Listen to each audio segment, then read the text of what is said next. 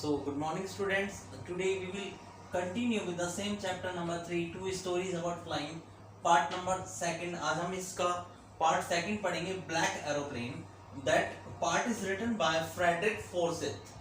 Frederick Forsyth के द्वारा लिखा गया है. So let's introduce first of all about this chapter. The lesson Black Aeroplane by Frederick Forsyth reflects on how one's judgment gets distorted due to fantasizing and how it creates problem. कि एक का जो judgement होता है वो fantasising के कारण किस तरह से असफल होता है और किस तरह से हमारे सामने ये प्रॉब्लम क्रिएट करता है. In this chapter the narrator is a pilot. इस कहानी में जो वर्णन करता है वो एक पायलट है who is so eager to meet his family, जो अपने परिवार से मिलने के लिए काफी उत्सुक है. And have a good breakfast, और वह एक अच्छा सा नाश्ता करता है.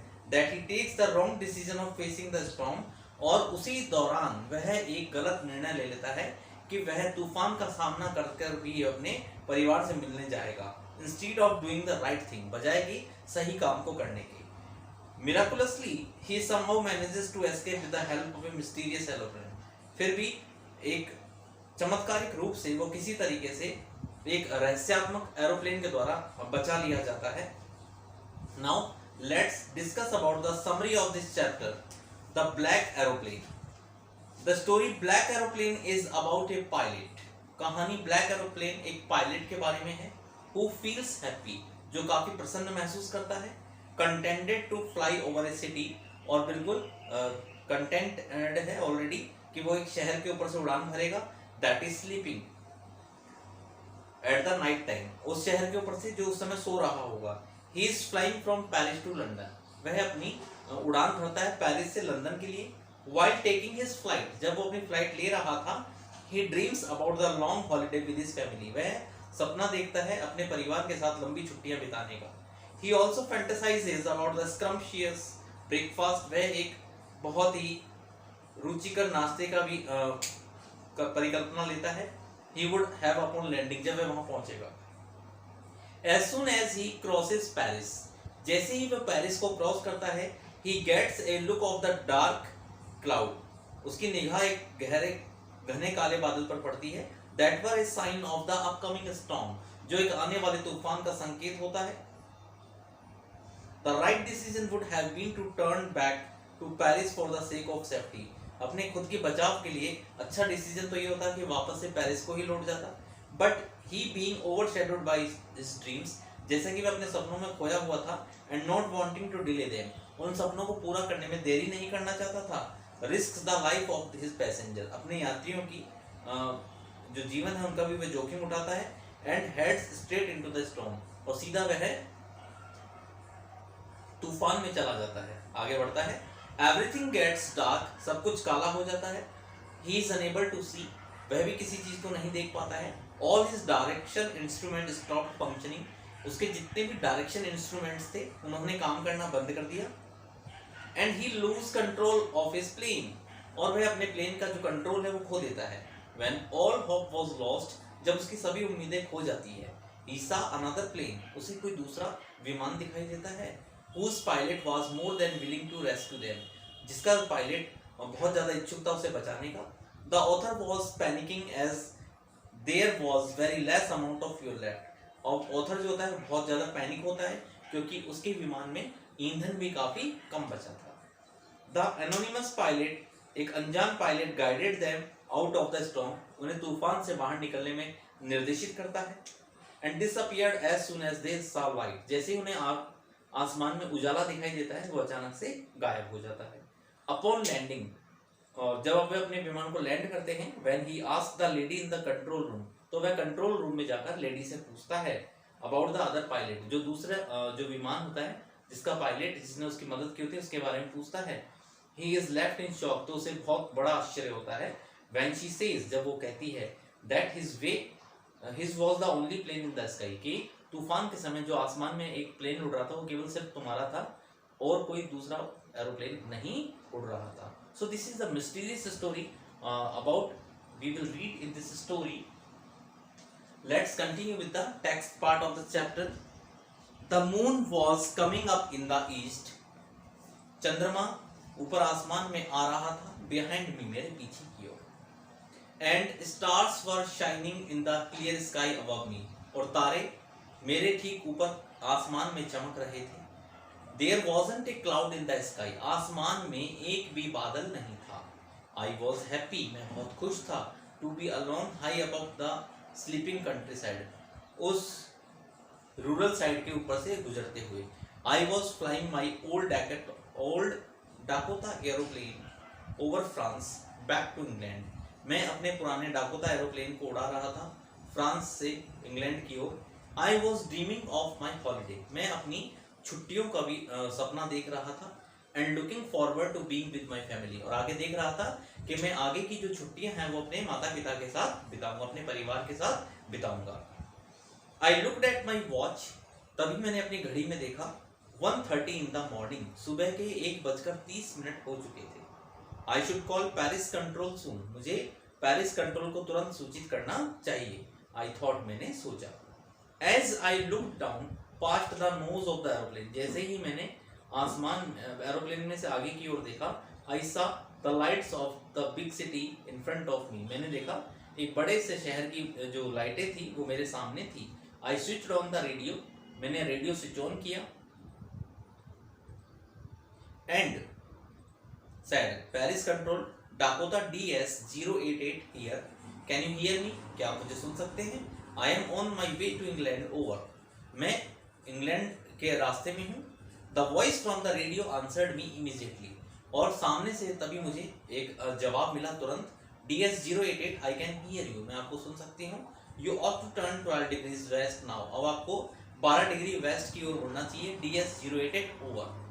आई चेक्ड द मैप, मैंने मैप को चेक किया, एंड द कंपास, और अपने दिशा सूचक यंत्र को भी चेक किया।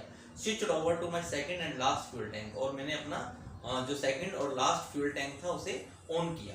And turn the Dakota 12 degrees west towards England, और अपने डाकोटा विमान को 12 डिग्री वेस्ट की ओर इंग्लैंड की ओर घुमा लिया। I will be in time for breakfast, मैं नाश्ते पर समय पर पहुंच जाऊंगा। आई थॉट, मैंने सोचा। A good big English breakfast, everything was going well, सब कुछ अच्छा चल रहा था। It was an easy flight, एक बहुत ही आसान हवाई यात्रा थी। Paris was about 150 kilometres behind me, Paris मुझसे 150 किलोमीटर पीछे छूट चुका था।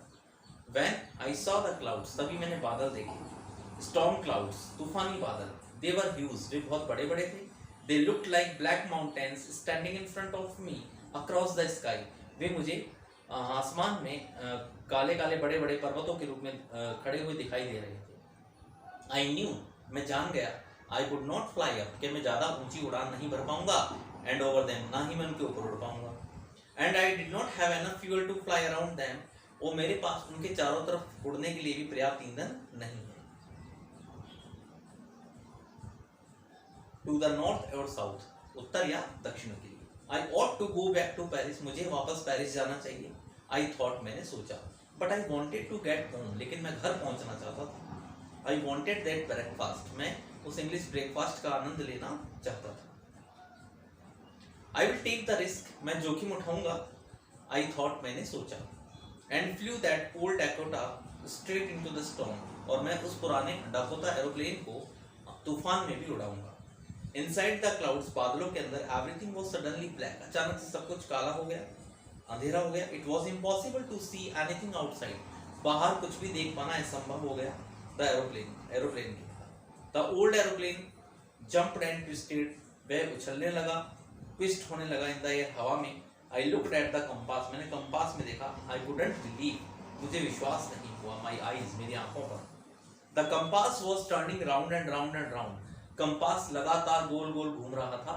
इट वॉज डेड, इसने काम करना बंद कर दिया था। It would not work. The other instruments were suddenly dead, other instruments ने भी अचानक से काम करना बंद कर दिया था। आई ट्राइड द रेडियो, मैंने रेडियो को भी ऑन करने की कोशिश की। Paris control, can you hear me? There was no answer, लेकिन मुझे कोई जवाब नहीं मिला। The radio was dead too. I had no radio, no compass, I could not see where I was, और मैं देख भी नहीं पा रहा था कि मैं इस समय कहाँ पर था। I was lost in the storm, मैं तूफान में खो चुका था। Then in the black clouds quite near me, काले बादलों में ठीक मेरे पास। I saw another aeroplane. मैंने एक दूसरा विमान देखा. It had no lights on its wings. इसके पंखों पर कोई लाइट नहीं थी. But I could see it flying. लेकिन मैं उसे उड़ता हुआ देख रहा था. Next to me, मेरे बगल से. Through the storm, तूफान में भी. I could see the pilot's face. मुझे पायलट का चेहरा दिखाई दे रहा था. Turn towards me, मेरी ओर मुड़कर देखते हुए. I was very glad to see. मुझे देखकर बहुत खुशी हुई. Another person, दूसरे व्यक्ति को. He lifted one hand. उसने अपना एक हाथ उठाया and waved. मेरी ओर हिलाया. Follow me. He was saying. वो कह रहा था मेरा पीछा करो. Follow me. He knows that I am lost. वो जानता है कि मैं खो चुका हूँ. I thought he is trying to help me. मैंने सोचा कि शायद वह मेरी मदद करने की कोशिश कर रहा था. He turned his aeroplane slowly to the north. उसने अपना एरोप्लेन घुमाया नॉर्थ की ओर धीरे से. In front of my old Dakota. मेरे डाकोटा के सामने. So that it would be easier for me to follow him. ताकि मेरे लिए आसान हो जाए उसका अनुसरण करना. I was very happy. मैं बहुत खुश था. To go behind the strange aeroplane. उस अनजान एरोप्लेन के पीछे जाकर लाइक एन ओबीडियंट चाइल्ड, एक आज्ञाकारी बच्चे की तरह. आफ्टर हाफ एन आवर, आधे घंटे के बाद, the strange black aeroplane was still there. वह अजनबी ब्लैक एरोप्लेन मेरे सामने अभी भी था. Now there was only enough fuel in the old Dakota's last tank. अब केवल पर्याप्त ईंधन बचा था डाकोटा में फॉर 5 or 10 मिनट्स मोर. 5 या 10 मिनट के लिए. I was starting to feel frightened again. मुझे वापस से डर लगने लगा. But then he started to go down. उसके बाद उसने नीचे जाना शुरू कर दिया. And I followed through the storm. और तूफान में मैंने भी उसको फॉलो किया. Suddenly I came out of the clouds. अचानक से मैं बादलों से बाहर आया and saw 2 long straight lines of lights in front of me. मैंने 2 सीधी लाइटों की कतारें मेरे सामने देखी. I was a runway. Sorry, it was a runway.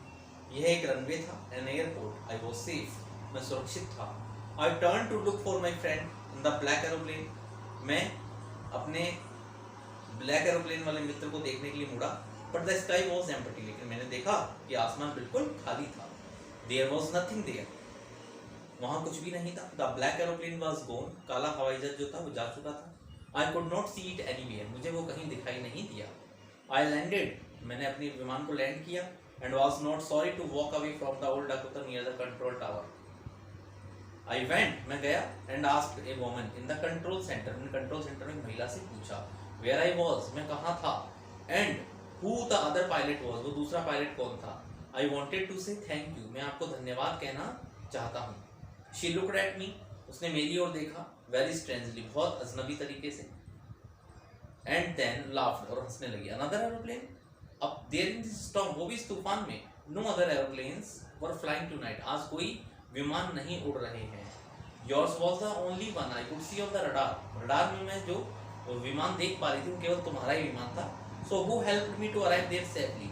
तो मेरी यहाँ तक सुरक्षित रूप से पहुँचने में किसने मदद की? Without a compass or a radio. बिना किसी कंपास या रेडियो के.